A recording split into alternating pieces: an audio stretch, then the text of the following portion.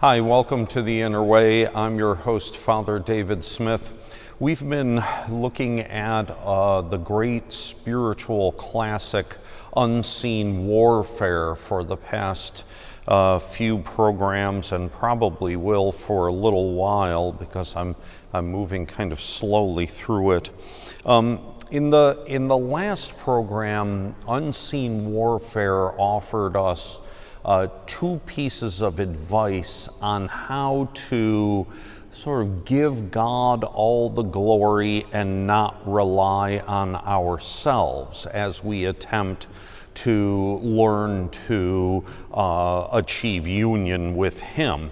We're relying completely on God and not on ourselves. And specifically, the chapter said we had exercises. In fact, it's right here, how we should exercise our mind. And if you remember, I love that word. I like the idea of exercises. That is to say, things that you can do on a daily basis that will strengthen your spiritual life. We can't go wrong with that kind of program. Even though I'm not spiritually strong at one point, I can give a little bit of time, and perhaps then a little more time, to some kind of a regimen of exercise that helps me strengthen my spiritual life. So what were those exercises? Well, number one was prayer. That one was obvious. The second one was that we should,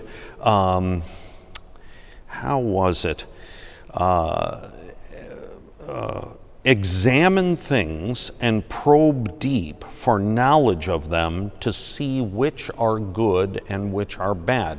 Examine things and probe deep for knowledge of them. So that first one, prayer, is easy. Exercising prayer is a good thing. But the other, that second exercise, I just didn't really get it as much as I could. I understood there were results, and we talked about those, but what does it mean that I should do to examine the various things in my life? Do I just think about it and say to myself, well, gee, I do this and this and this? Are those things good or are they bad? Do I just think about it? And so, while there were some definite suggestions last week, there were not, it was nothing as definite as I can get I think in the next chapter. I love the next chapter. The title of it is On Reasons for Our Wrong Judgment of Things and How to Form a Right Judgment of Them. Now, I'm going to jump right to his it's part of this chapter. It's actually toward the end, where Unseen Warfare says this: "So watch, my beloved, with all attention, and protect yourself from liking or disliking a thing out of passion before you have had time to examine it properly in the light of reason and the just word of the divine scriptures, in the light of grace and prayer, and with the help of the judgment of your spiritual father." Okay, so this to me is something I can really grab onto, and specifically the word in that passage is passion. So when I'm looking at the various things in my life, if I find that there is passion about something, and this isn't passion like, you have a passion for cooking, and so you really learn to be a good cook. That's not what this is saying. Passion is when you sin. you're sinning, you're emotionally connected to something, and you cannot overcome the sinful aspect of it. Passion literally means that you sin without the need of any temptation. You sin automatically. So when there is passion in something, that's what really, it's, as people say now, a red flag. The red flag attracts you and tells you that this is something that I really need to examine, that I really need to see if it's good or if it's bad. In my own life, I did this back in about 5 years ago. I started to try to make rational my relationship to food.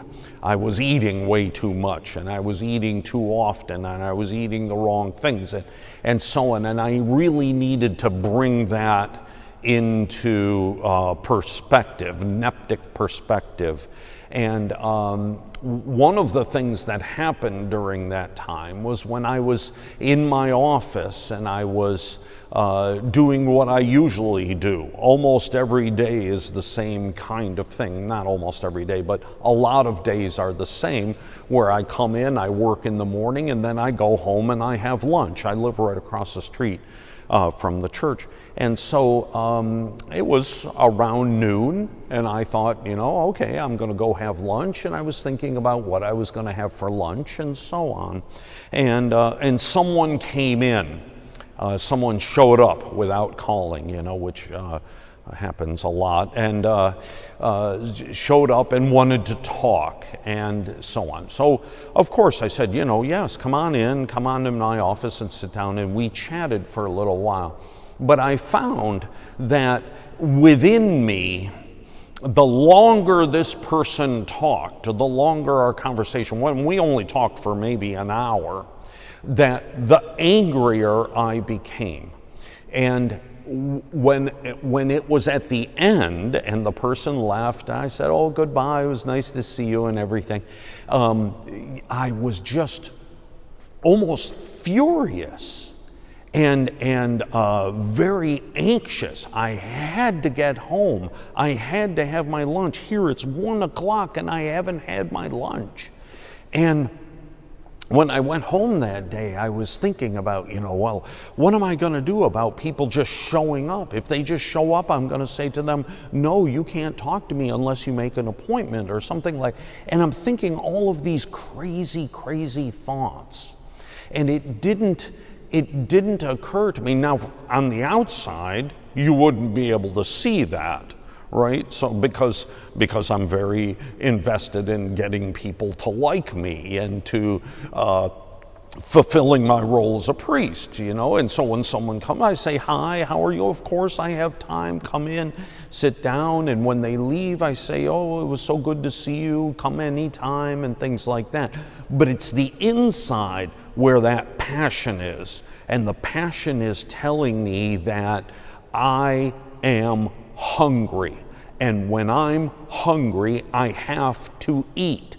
I don't want to talk. I don't want to help. I don't want to do anything other than eat. I'm, as they say, hangry, hungry and angry at the same time. So and when I went over, it took a while for me to really sort of notice that, wow, I'm really, it's not a proper to say an addiction to food. I'm not addicted to food. Everybody's addicted to food, but I'm not addicted, but it's more that it has become a passion for me, a passion that overwhelms the other things of my life. And that was one indication to me at that time, there were other indications, that I had to really say, I'm examining this, I'm probing deep into it, and I can see that this is bad. This is a sin. This is something that I need to take care of.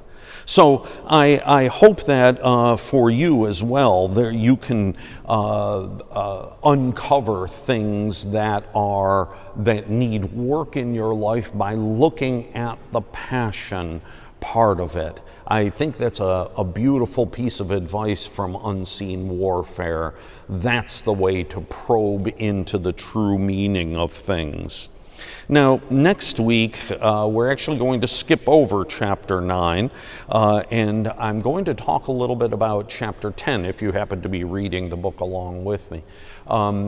Chapter 10 just simply talks about how to please God. It's a wonderful chapter. It's very long, but I'll try to sum up what I can from the beautiful pieces of advice and admonition that are given to us by Unseen Warfare. I hope you can join us, and until then, God bless you, and I'll see you in church.